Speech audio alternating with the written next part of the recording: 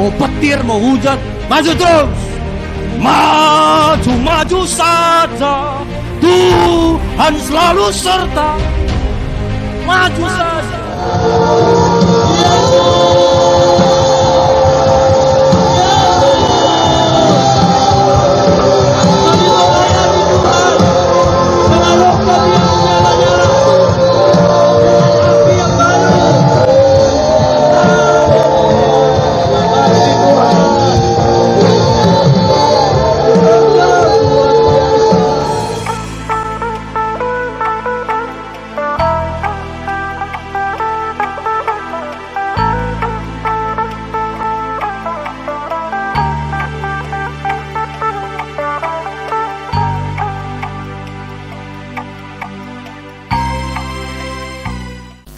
Hari ini kita akan sama-sama mendengar firman Tuhan tentang menjadi saksi, ya. Menjadi saksi, bilang kiri kanan, menjadi saksi. Sekali lagi, bukan sakti. Saksi. Tuhan memberkati Abraham, dia bilang aku memberkati engkau supaya engkau jadi berkat. Tuhan juga bilang, hai murid-murid, ikutlah aku. Nggak stop sampai situ. Yesus bilang, kamu akan kujadikan penjala manusia. Jadi kita nggak cukup hanya jadi pengikut Kristus, tapi kita harus terus bertumbuh jadi penjala manusia, termasuk menjadi saksi. 1 Petrus pasal 2 ayat 9. Tetapi kamulah jemaat GPDI Dolat Rakyat, bangsa yang terpilih, imamat yang rajani, bangsa yang kudus, umat kepunyaan Allah sendiri, supaya kita semua, nggak ada tanpa terkecuali, semua memberitakan perbuatan-perbuatan yang besar dari Dia yang telah memanggil kamu keluar dari kegelapan kepada terangnya yang ajaib. Jadi tugas kita ini memberitakan perbuatan-perbuatan yang besar dari Dia. Kira-kira ada nggak perbuatan-perbuatan besar Tuhan dalam hidup kita? Ada. Selalu setiap hari kita akan mengalami perbuatan-perbuatan besar Tuhan. Kami ini keliling komsel. Wah, di dalam komsel banyak sekali perbuatan besar Tuhan. Nah, itulah bersaksi. Nah, sebenarnya apa arti bersaksi? Bersaksi itu artinya memberitakan kembali apa yang dilihat, apa yang didengar, apa yang dialami. Kira-kira kamu bisa nggak menceritakan apa yang kamu lihat, apa yang kamu dengar, apa yang kamu alami? Bisa? Bisa. Itulah bersaksi. Bersaksi itu bukan menceritakan ayat ini, pasal ini, bahasa Ibrani, bahasa Yunani, nggak ada itu. Bersaksi itu menceritakan apa yang sudah kamu alami. Nah, kalau kamu sembuh, mengalami kesembuhan, ya ceritakan tentang kesembuhan. Jadi jangan takut bersaksi, jangan malas bersaksi. Setiap kesaksian kita akan menjadi berkat bagi banyak orang. Saya beberapa minggu lalu cerita-cerita sama Arnes.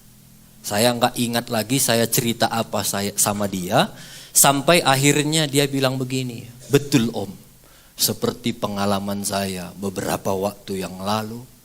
Waktu saya harus melamar, saya nggak ingat PKL mungkin. Waktu saya harus PKL di satu hotel karena itu tugas dari sekolah saya. Lalu pemilik hotel bilang, oke, kalau kamu bekerja di hotel saya, ingat ini tanah karo yang paling banyak orang hadir atau tamu itu hari Sabtu dan Minggu. Wah, Arnes bilang, Pak, boleh nggak Sabtu Minggu aku nggak kerja? Kemana kamu? Pelayanan Pak. Apa pelayanan? Melayani Tuhan di gereja. Oh nggak bisa. Kita justru Sabtu Minggu yang sibuk. Hari lain ya terserah kau, tapi Sabtu Minggu jangan. Di situ banyak tamu. Janganlah Pak. Akhirnya pemiliknya bilang, ginilah kau mau PKL, tapi kau disuruh kerja, jangan Sabtu Minggu. Sabtu Minggu kita sibuk. Sekarang ginilah, ku tanya kau, ku kasih kau pilihan. Cuma 2 pilihan, mau pelayananmu atau mau kerja. Dengan harapan si bos kerja, ya kan. Si Ernest bilang, ya kalau gitu bapak bilang pelayanan pak. Hah? Pelayanan? Apakah dia, udah kau nggak kerja di sini? 2 kali dia cerita, dia 2 kalinya tempat dia bekerja. Oh gitu ya, ya sudahlah.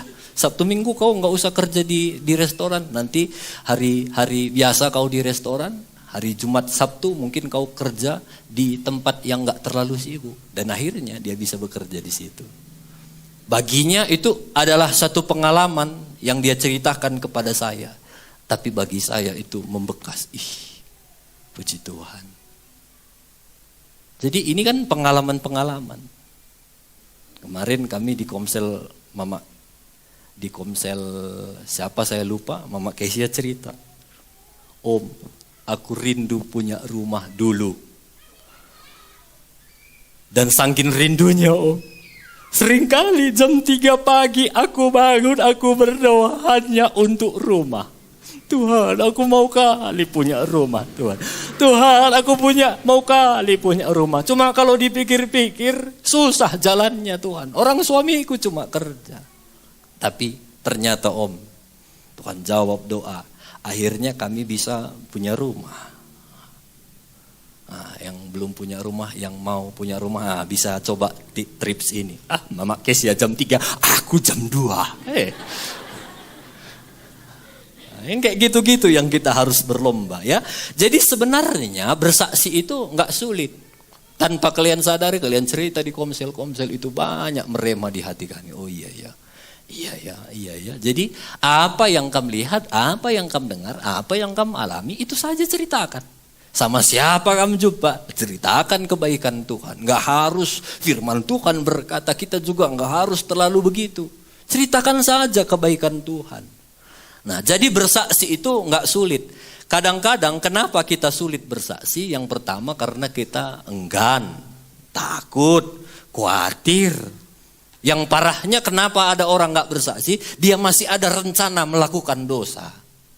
Contoh, puji Tuhan, saudara, saya udah nggak mencuri lagi. Nah, mungkin dia terkenal pencuri. Dia nggak mau bersaksi saya nggak mencuri lagi karena masih ada rencananya mencuri. Nah, itu penyebab kenapa orang akhirnya nggak mau bersaksi. Biasanya kenapa kita takut bersaksi atau ada orang-orang yang sulit bagi kita menembusnya untuk bersaksi. Biasanya itu kita berpikir orang itu lebih berkuasa, orang itu lebih berpendidikan, dia lebih punya uang, dia lebih punya jabatan. Bersaksi pun aku nanti nggak jadi dengarnya itu. Hari ini kita akan belajar satu cerita. Ada seorang anak kecil, dia bersaksi kepada satu orang yang punya jabatan tinggi. Jangan lagi kita lihat keterbatasan kita. Sering kita kan berkata, aku apa yang mau kubilang? Aku kan cuma ibu rumah tangga, nggak tahu banyak firman Tuhan. Aku ini siapa? Sama kayak Musa, waktu Tuhan suruh pergi kau bebaskan bangsa Israel. Apa kata Musa? Aku ini berat lidah, nggak bisa bicara. Tuhan perintahkan lagi sama Yeremia, pergi kau, jangan aku nggak pandai bicara, aku ini masih muda, itu kata Yeremia. Disuruh lagi Gideon pergi, jangan aku ini sukuku yang paling kecil, udah gitu aku pula anak yang paling kecil di kaum keluargaku, jangan aku. Tapi akhirnya Tuhan pakai mereka semua. Jadi jangan lagi bilang, aku anak si muda. Aku anak si muda. Anak si muda pun bisa dipakai Tuhan. Anak sin tua pun bisa dipakai Tuhan. Apalagi anak sin tengah. Semua kita bisa dipakai Tuhan. Amin. Jadi jangan berpikir aku nggak berdaya, aku nggak cocok. Hari ini kita akan dengar satu cerita. Ada seorang anak kecil. 3 hal yang penting kita harus ketahui sebagai saksi Kristus. Yang pertama, selalu ada pintu masuk kesaksian bagi siapa saja. Siapa saja. Selalu ada pintu masuk kesaksian. Mau dia suku apa, mau dia sekaya apa, mau dia nggak kenal Yesus seperti apa, selalu ada pintu masuk kesaksian bagi siapa saja. Ceritanya di dalam 2 Raja-Raja 5 ayat 1. Naaman, panglima Raja Aram adalah seorang terpandang di hadapan tuannya dan sangat disayangi. Sebab oleh dia Tuhan telah memberikan kemenangan kepada orang Aram. Tetapi orang itu seorang pahlawan tentara sakit kusta. Kira-kira mau gak kamu seperti panglima Naaman ini? Dia terpandang, disayangi. Bukan hanya disayangi tuannya, Tuhan pun memberikan kemenangan kepadanya. Mau kamu seperti ini? Mau? Mau om, tapi yang terakhir itu maunya jangan. Kusta. Naaman dia punya segalanya. Kalau bisa dibilang inilah yang dicari manusia. Disayang orang, disayang Tuhan. Selalu menang. Mahal selalu cabai, mahal selalu tomat. Ini Naaman. Tapi sakit kusta. Pilih mana? Mahal tomat, sakit kusta. Atau murah cabai, sehat-sehat. Pilih mana? Salah kalian, selalu diajari. Pilih mana? Mahal tomat sehat om, harus gitu. Nah, ada yang aneh di sini. Tuhan ini biasanya sering sekali diterjemahkan adalah Tuhannya bangsa Israel. Tapi kenapa Tuhan di sini memberikan kemenangan kepada orang Aram?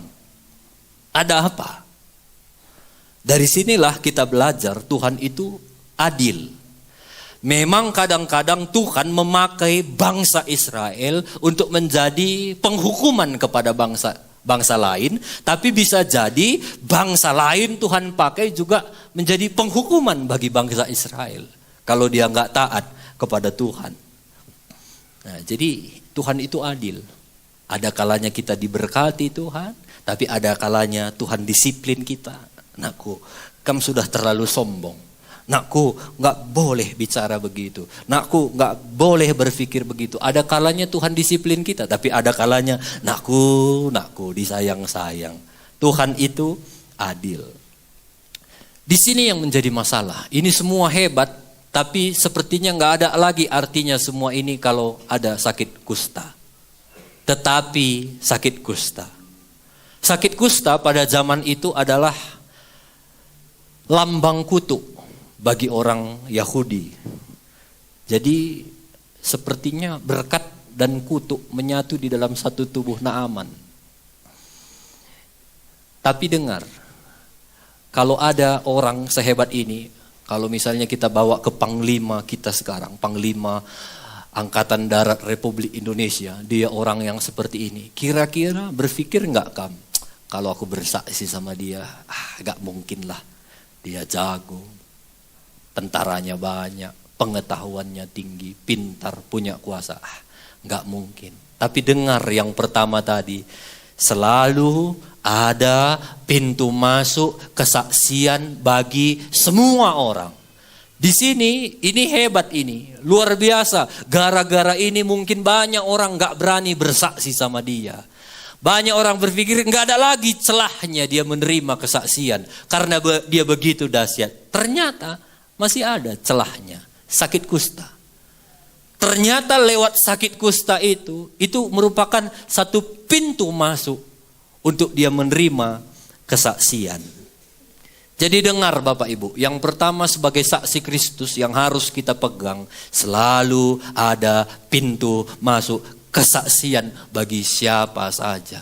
Jangan pernah berpikir, bosku itu gak mungkin dia mendengar kesaksianku. Gak mungkin dia percaya kepada Tuhan yang kusembah. Uangnya banyak, hartanya melimpah. Gak mungkin, gak masuk akal. Mungkin, selalu ada pintu kesaksian bagi semua orang. Dia itu terlalu kaya. Nanti aku ngomong sedikit, apa kau?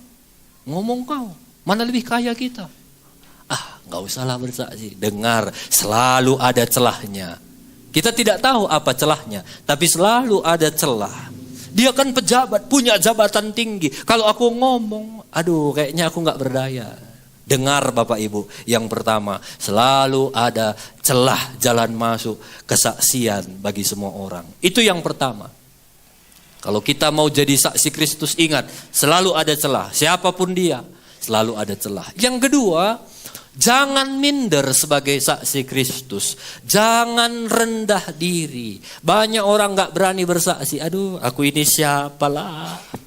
Aku ini apalah. Jangan takut untuk bersaksi. Jangan batasi kuasa Tuhan. Pintu selalu ada. Kenapa kita nggak masuk? Sering sekali yang menjadi penghalang itu tadi. Kita minder. Nggak percaya diri. Apa nanti ku bilang? Belum kita masuk pun udah mikir ayat apa ya? Di mana itu tertulis ya? Apa kemarin bahasa Yunaninya ya? Bagaimana kemarin menceritakan? Bukan. Yang penting ceritakan apa yang kamu alami. Puji Tuhan. Semalam demam aku. Aku berdoa, Tuhan sembuhkan aku. Tiba-tiba sembuh. Itu saya ceritakan. Kepada siapa saja. Selalu ada pintu masuk. Nah, ada satu anak kecil. 2 Raja 5 ayat 2. Orang Aram pernah keluar bergerombolan dan membawa tertawan seorang anak perempuan dari negeri Israel. Ia menjadi pelayan pada istri Naaman. Inilah seorang anak itu yang menjadi saksi. Kalau kita lihat dari ayat ini saja, sudah ada 3 kelemahan perempuan itu, budak itu. Kalau dia mau minder, 3 alasan ini cukup membuat dia minder, rendah diri, dan gak membuat apa-apa. Lihat. Dia hanya seorang anak. Seorang anak. Dia bukan orang dewasa. Apalagi levelnya Panglima Naaman. Gak level. Tapi dia gak minder. Kelemahan yang kedua, dia seorang anak perempuan.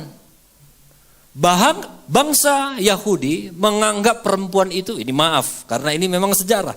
Perempuan itu dianggap orang nomor 2. Jangankan anak perempuan, istri pun itu kelas 2 itu. Laki-laki yang nomor 1, perempuan selalu dianggap nomor 2. Ini saja sudah cukup menjadi anak-anak itu, perempuan itu minder. Dan bukan hanya itu, dia hanya seorang pelayan, budak istri Naaman. Aku ini budak, bisa apalah aku. Ini cukup membuat anak perempuan itu nggak jadi saksi. Tapi dengar, ini tidak dia jadikan alasan untuk dia berhenti bersaksi. Saya nggak tahu apa yang sering sekali membuat Bapak Ibu minder sehingga Bapak Ibu nggak bersaksi. Mungkin ada di antara kita berkata, aku nggak usahlah ngomong, diam ajalah. Aku ini kan nggak sekolah, tamat SD pun enggak, ngomong pun aku nanti tertawai orang. Dengar, itu tipu muslihat iblis yang sering kali membuat kita nggak mengeluarkan saksi apa yang kita alami. Aku ini kan orang susah. Aku ini kan gak punya siapa-siapa. Suamiku pun gak menghargai aku, istriku pun gak menghargai aku, apalagi aku dicerita di gereja. Siapalah yang menghargai aku? Itu tipu muslihat iblis yang sering sekali membuat kita gak bersaksi. Dengar Bapak Ibu, siapapun kita, anak kecil saja yang bisa minder-minder, asal dia mau, Tuhan sertai dia, Tuhan pakai dia. Apalagi kita. Bukan anak-anak lagi. Sudah pemuda. Sudah dewasa. Enggak budak pula, bos pula. Kita pasti akan lebih disertai oleh Tuhan. Bilang kiri kanan, jangan minder, ada Tuhan yang menyertai kamu.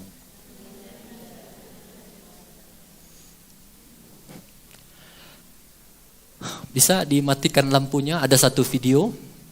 Ada satu bapak sama suami istri, mereka mau nonton permainan piano.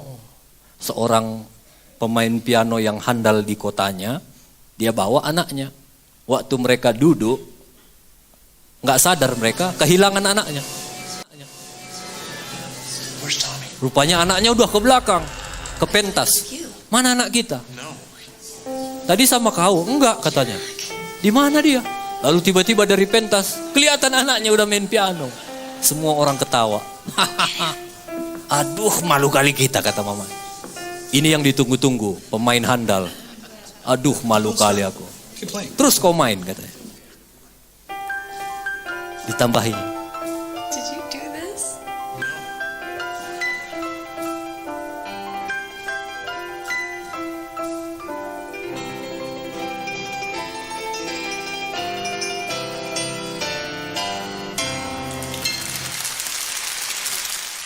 Ini hanya gambaran kita itu sama seperti anak kecil tadi yang tahu teng teng teng teng teng teng teng. Mungkin kita nggak tahu ayat-ayat, nggak tahu bahasa Ibrani, nggak tahu wah yang wah teng teng teng teng teng. Tapi dengar, asal kita mau teng teng teng teng, asal kita mau mengucapkan saksi apa yang kita alami saja setiap hari. Tadi aku hampir kecelakaan, tapi Tuhan tolong aku. Itu saja kita omongkan. Dengar, ada Tuhan yang menyertai kita, yang akan membuat jadi membuat semuanya indah. Dan orang bertepuk tangan bukan karena teng teng teng teng teng teng teng, tapi karena ada Tuhan yang teneneneng yang menyertai. Jangan takut.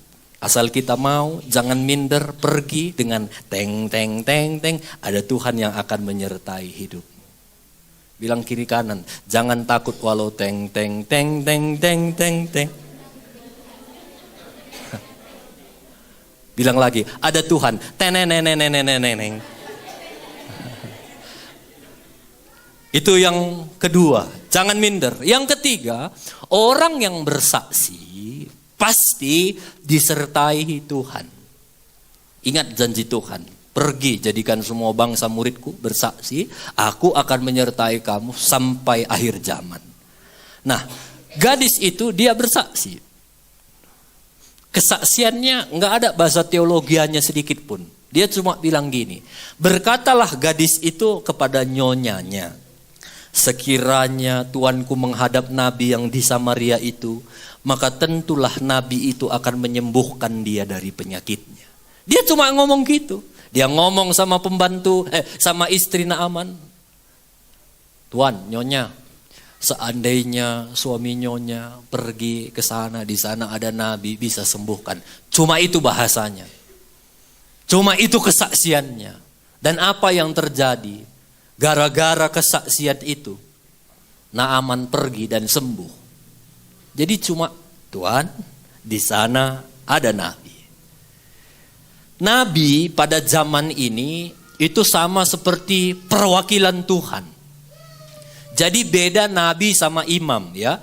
Kalau nabi itu adalah perwakilan Tuhan. Jadi Tuhan ngomong itu melalui nabi kepada umatnya.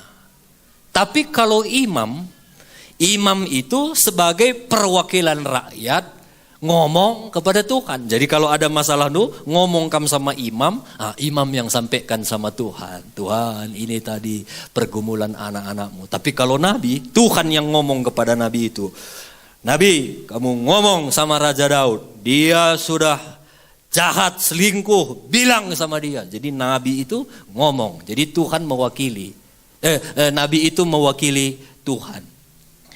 Jadi dari cerita ini sebenarnya perempuan itu sedang cerita, Tuhan, di sana ada nabi, Nabi Elisa. Artinya di sana ada Tuhan, di sana ada perwakilan Tuhan. Kenapa dia ceritakan itu? Karena dia mengenal Tuhan. Jadi kenapa kita bisa bersaksi? Karena kita mengenal Tuhan, mengalami Tuhan. Kenapa ada orang susah bersaksi? Mungkin karena dia tidak mengalami Tuhan, tidak mengenal Tuhan. Pertanyaan yang kedua, kira-kira dari mananya anak ini bisa mengenal Tuhan yang hidup? Saya pun nggak tahu, nanti kalau kita sampai sorga, kita tanyalah sama dia kalau jumpa kita. Tapi pikiran saya, ini orang Israel. Dan orang Israel itu sangat kuat dengan aturan hukum-hukum Taurat.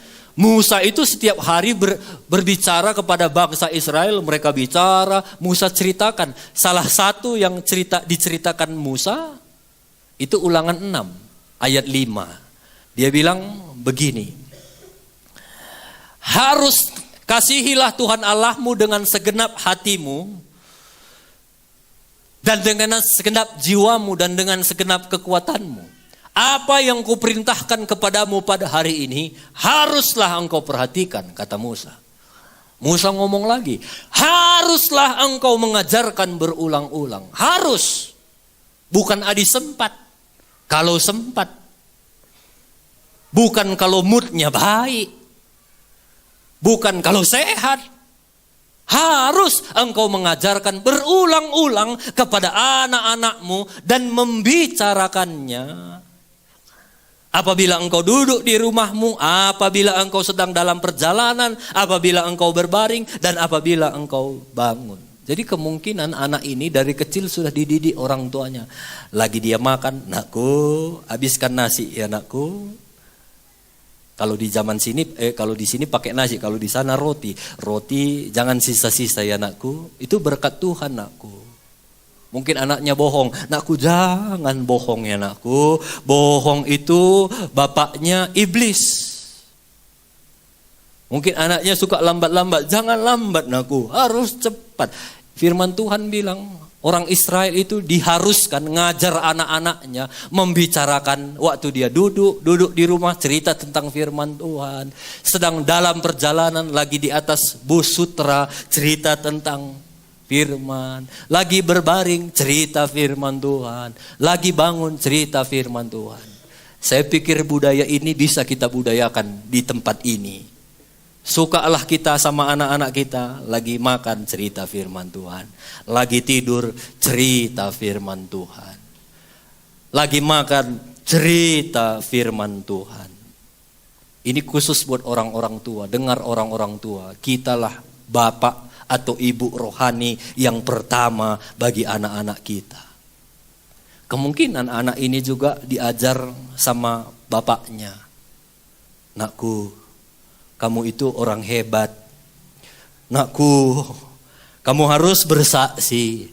Nakku, kalau kamu bersaksi, Tuhan kita menyertai kamu nakku.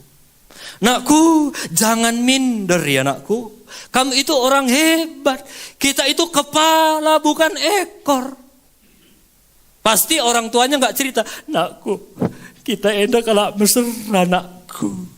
Aulah teman ras kalak payak ya. Kita lah bulit pemetah tanakku ya. Tandai papandu ya nakku ya.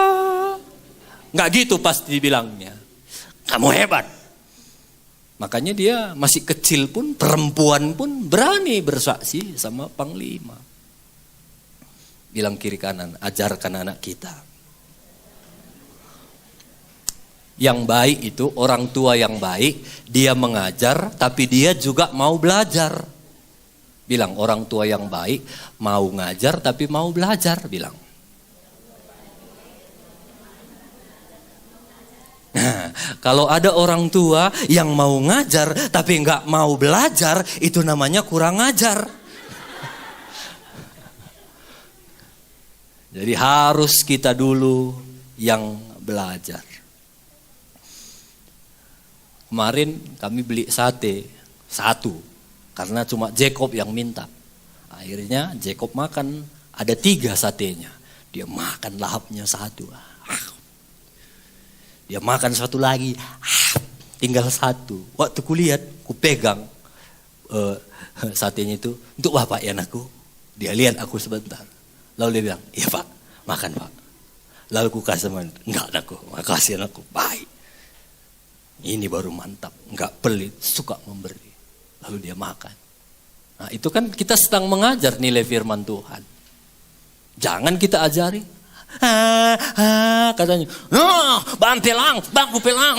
Jadi apa kau uangkunya itu? Itu bukan mengajar firman Tuhan. Ada kalanya kita harus mengalah. Deh nakku deh, jangan pelit ya nakku. Besok ajar lagi. Begitu. Jadi jangan, anak-anak itu semua ada fase-fasenya. Yang ngerinya ada satu ayat begini. Kalau kita tidak mengajar anak kita dengan baik, kita sama dengan penyesat. Barang siapa menyesatkan salah satu dari anak-anak yang kecil yang percaya kepadaku, lebih baik baginya jika sebuah batu kilangan diikatkan pada lehernya, lalu ia ditenggelamkan ke dalam laut. Wih, ngeri ini. Jadi kalau kita nggak ajar anak kita sama dengan penyesat. Saya dengar semalam ada satu cerita di Brastagi itu ada satu anak masih kecil sudah berani masuk ke rumah orang ambil barang. Ternyata waktu punya selidik, kenapa anak ini nakal kali? Rupanya bapaknya di rumah, mamanya di rumah, main tangan. Wah, nggak ngomong. Asal ada laporan anakmu salah, kerpa, datang bapaknya, ya, wah, terbang. Dan itu sudah menjadi pemandangan biasa di sekitar rumah mereka. Itu orang tua yang seperti itu, bagus ikat batu kilangan, masukkan dia ke laut. Itu kata firman Tuhan. Aku waktu baca firman Tuhan ini, gimana rupanya batu kilangan, aku pelajari batu kilangan. Batu kilangan itu seperti ini besarnya. Ini besar ini. Nah, supaya lebih jelas, kamu lihat. Nah ini. Ini ada keledai. Ini batu kilangan itu. Ini. Jadi ini dia di dalam ini sering ditaruh tepung. Untuk menggiling tepung. Jadi ditaruh di dalam giling. Dulu belum ada blender. Jadi ada buah zaitun ditaruh di dalam, digilingnya supaya keluar minyaknya. Jadi inilah dulu gilingan, inilah batu kilangan. Jadi keledai ini dia sorong itu batu kilangan itu mutar-mutar dia situ, putar ting.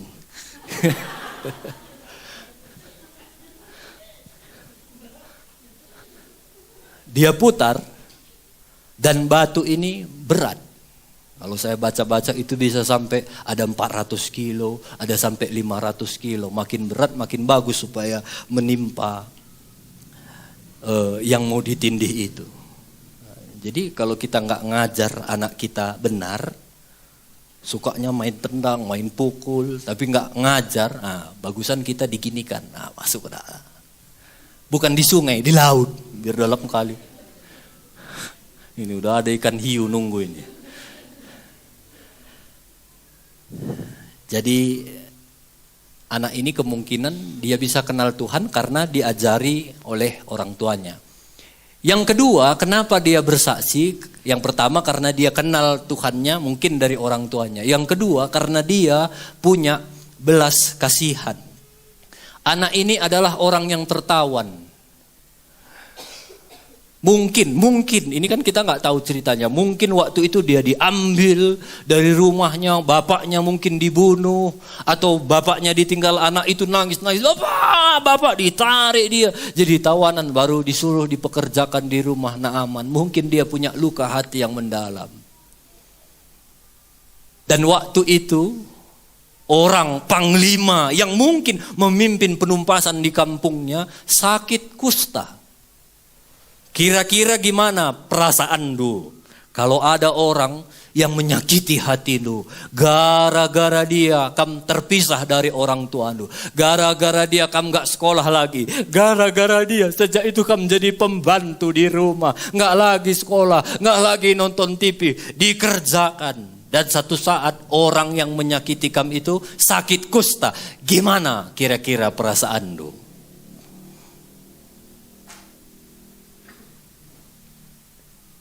Senang ya? Puji Tuhan, persis seperti khotbah 2 minggu lalu. Apa yang kau tabur, itu yang kau tuai.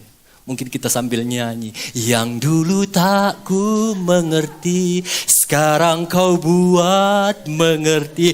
Terima kasih. Ya kan? Tapi gadis itu gak gitu. Dia gak ingat masa lalunya. Justru dia punya belas kasihan. Aku mengasihi Panglima Naaman. Dia bersaksi sama Panglima Naaman. Untuk kita menjadi saksi Kristus, kita butuh hati yang berbelas kasihan.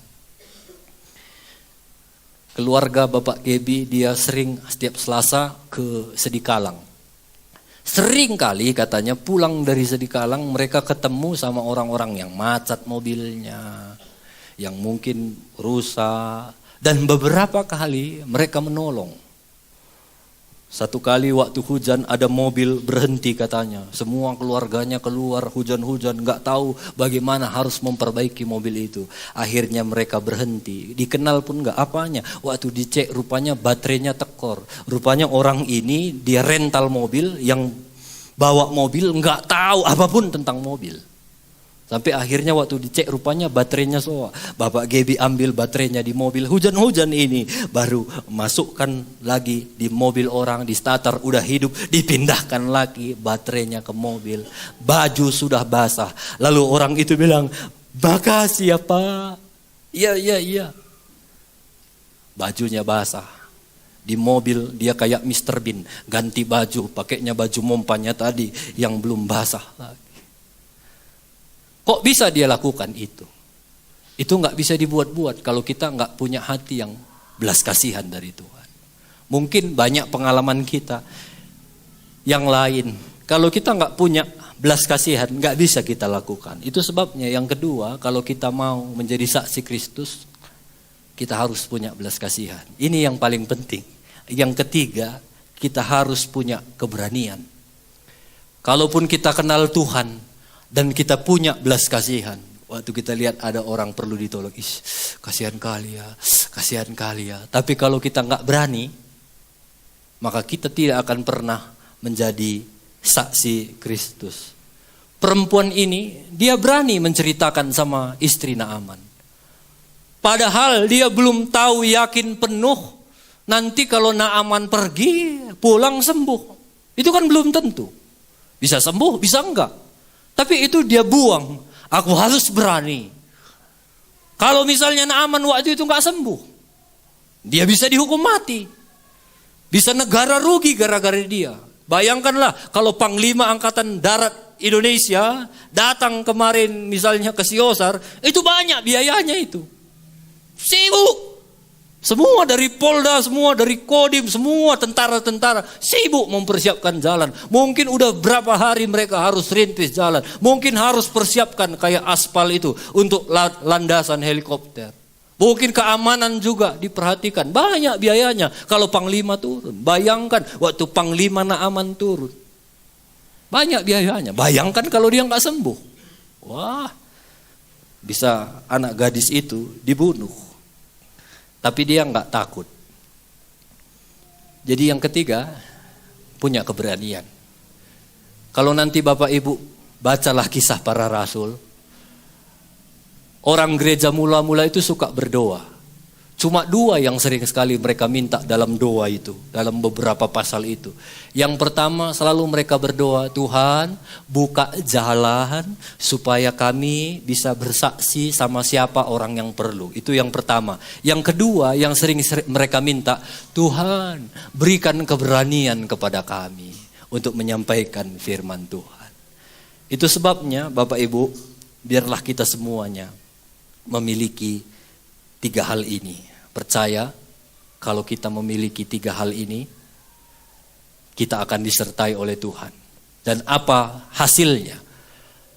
Hasilnya, maka turunlah ia, Panglima Naaman, dia benamkan dirinya 7 kali di sungai Yordan, sesuai dengan perkataan abdi Allah itu. Lalu pulihlah kembali seperti tubuh seorang anak dan ia menjadi tahir.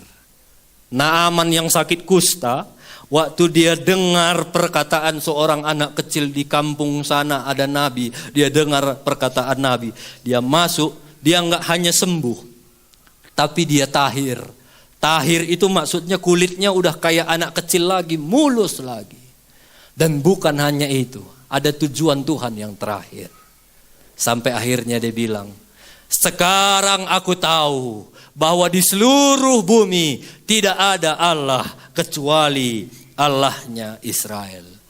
Panglima ini sudah pasti orang yang berpengetahuan sekolah tinggi. Banyak pasti dia tahu. Tapi ada satu hal yang paling penting yang dia ternyata nggak tahu. Dia nggak tahu ternyata Tuhan yang hidup itu Tuhannya Israel. Itu sebabnya yang saya bilang tadi, jangan takut bersaksi sama orang sehebat apapun. Bisa jadi ada satu hal yang nggak tahu dia, padahal itu hal yang paling penting. Makanya jangan ragu bersaksi. Ada satu profesor tinggi kali sekolahnya. Dia jalan-jalan, dia sewa satu perahu. Jadi dia berdua, profesor sama tukang dayung perahu. Sambil di atas perahu itu pun dia duduk baca buku. Namanya profesor. Lalu dia tanya sama bapak yang dayung itu. Bapak tahu biologi? Nggak tahu aku pak. Aku pun gak sekolahnya, nelayannya aku. Aduh. Sayang kali pak, 10% hilang dari hidup bapak. Si nelayan diam aja. Dia baca. Bapak sebagai nelayan tahu nggak antropologi tentang ilmu bintang? Nggak tahu pak.